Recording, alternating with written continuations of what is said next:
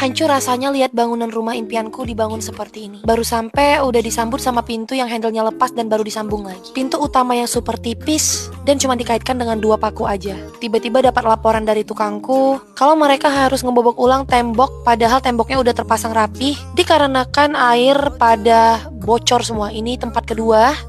Waktu kita tanya kontraktornya, mereka jawab nggak ada yang tahu saluran air di mana. Kita tanya arsiteknya juga no respon. Ini bobok tempat ketiga atau mungkin udah kesekian dan Baru-baru ini, Clara Sinta, salah satu selebgram di Indonesia, viral lagi. Tapi bukan karena berita buruk yang dia perbuat, melainkan tentang keapesan yang dialami Clara Sinta. Jadi, Clara Sinta ini diketahui sedang membangun rumah cukup mewah dengan 3 lantai di Jakarta. Tapi, harapan untuk segera menepati rumahnya hancur begitu saja.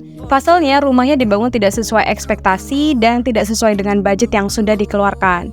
Faktanya juga, Clara Sinta sudah membayar lunas rumah tersebut yang bernilai miliaran ke salah satu PT kontraktor yang melayaninya.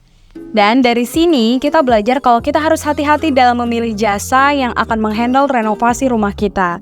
Nah, Mimin kali ini mau kasih kamu tips gimana memilih kontraktor biar rumah yang dihasilkan sesuai dengan keinginan kamu. Pertama, cari kontraktor yang sudah berbadan hukum dan legalitasnya yang sudah jelas.